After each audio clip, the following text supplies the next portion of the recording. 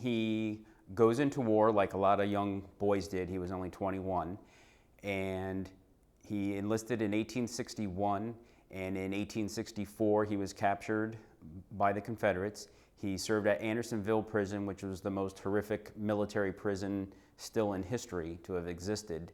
And he survived, all these battles, all the diseases and sickness, being homesick, questioning his faith with God, why is this war going on, etc., to finally, the war's over, it's 1865, he's on a boat coming home, and the boat collides into another boat, and he drowns. So he survives everything, he's almost home, and he just didn't make it, and it really wasn't anything to do with the war. He was just a young boy. Like I said, he was 21. He was one of 11 children from Joseph and Anne Oakley Grosvenor. The parents immigrated from England. They settled in New York. They had 5 children with them. When they got to New York, they had another 3 children. Then when they got to Guilford, Connecticut, they had another 2 children, and that was the whole family. He enlisted with his brother Joseph, who was I believe Joseph was just 2 years older than him. And they enlisted together just a couple days apart. They served together in the same regiment. And at the Battle of Sharpsburg, Samuel was injured. He was in the hospital. His brother Joseph lost his life, and he got killed during that battle.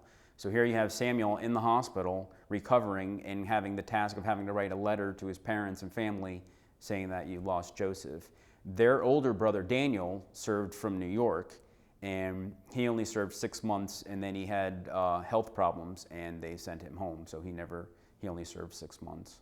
On April 20th is when the Confederate soldiers get close enough to him, and they get into a small skirmish, and as he says, the Rebs took us all and took their whole company, and they started then traveling them down to Georgia, where they ended up going into the Andersonville prison, which was originally Camp Sumter, but it became known as Andersonville Prison. And on the 4th of May, when they finally arrived at Andersonville, he writes, "Arose this morning at sunrise and began to look around. Found quite a pleasant-looking place. Oh, horror of horrors! I only got as to look inside the stockade, where I am likely to stay quite a while my heart grows sick and my blood curdled in my veins. This half of prison horror was never told to me." And that's when he realized where he was. And another description, he says how it was dark, it was black, and it just had this stench to it, and it was like a pall just kind of sat over the whole prison at night. Sometimes you couldn't even see the stars, is what he wrote. At the height of it, which was around maybe June and July of the summer of 1864, there were about 45,000 men on just over 500 acres of land with hardly even room to lie down. Of course, there's no sanitation. There's hardly any food. There was a band of men that got dubbed the Raiders, because the minute a new batch of prisoners came in, they would go up to them and take anything they had, whether it was a pocket knife, they had a shirt, they had boots, whatever it was they had. These raiders were robbing from all these prisoners. They brought the raiders to trial, and they ended up hanging 16 of them. This is just August 5th and 6th.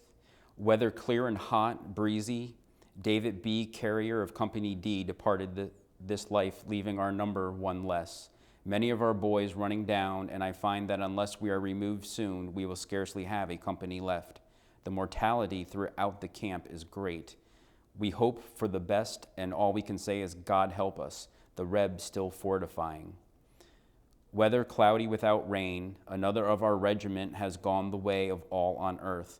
The rebels seem to be particularly desirous of killing all the men they can at present. Within 3 days, as many men have been shot by the guard. Today, 1 man was killed just because his head went a few inches inside the line. And when he says the line, he's referring to what they called the dead line, and that was basically the boundaries along the 500 plus acres where they were imprisoned. And you were allowed to reach over to some of the creeks that were there to get water, but if you crossed that creek or that line, you were automatically shot. They didn't fire a warning, they didn't yell at you to get back into the pen or anything, they just shot you dead the minute you crossed that line. And he mentions a few times that he had witnessed that. Another thing that I can't imagine him doing is from April to December while he was there, over 50 people that were part of his company that he knew from Guilford and neighboring towns where he grew up, of Madison and Clinton, Westbrook, etc. I mean, 50 people die within, you know, what is that, 9 months or so. And yet they're burying all these people. They're saying some words, you know, with the Bible, things like that. But, you know, you can't imagine how many people you know, and then 50 of them dying in less than a year. Here he writes, got up at 2 o'clock to watch for the raiders. The stench was horrible, and a black cloud of smoke and steam hung over us like a pall, shutting the very stars from our sight. Then he just says that he washed a shirt in the morning, got shaved, found an old acquaintance who belonged to the 10th, many rumors of exchange. And that was something that was almost every passage. There's something about they're going to get exchanged. There was always those rumors going around that this is going to be the day we get released or get exchanged. But obviously it was from April until December before he finally did get released. Some of the men came out, they were literally just skeletons with just their skin on it when they got released. As far as I know, everyone was released and they all left. They all started to probably go home or report back to their regiments. And I just know from Samuel's diary, I just know that he just went straight home. At home at last, people overjoyed at seeing me. Arose rather late and ate breakfast, started to see Daniel, who's his brother, and his wife. Found him shoeing cattle, like his wife, first rate. Everybody seems glad to see me and ready to do me a favor. I'm so glad to find everybody well, and that I can scarcely believe that I am really home. But then 1865, President Abraham Lincoln calls for more volunteers to let's go and finish the war. So he re-enlists and goes again and serves about 4 months, and then it was April when the war ended. He's on his way home when that boat accident happened and he drowned. Originally, I was researching my great-great-grandfather, Augustus Bodwell, who served in the same regiment as Samuel Grosvenor's 16th Regiment from Connecticut. And in my research, I all of a sudden found Samuel Grosvenor, 1864, there was a diary at the Connecticut State Historical Society. And seeing that he was from Guilford and he was in the 16th Regiment, as was my great-great-grandfather, I thought, let me go to the library of the town of Guilford, and they probably have a transcription of it, and I could read through if they were in the same regiment. Maybe they knew each other. Maybe he wrote some words about him, or I could find out some more information on, you know, my ancestor. And I was surprised when I went there, they had nothing on that family. They had nothing on the Grosvenor family. They had nothing about him being in the service.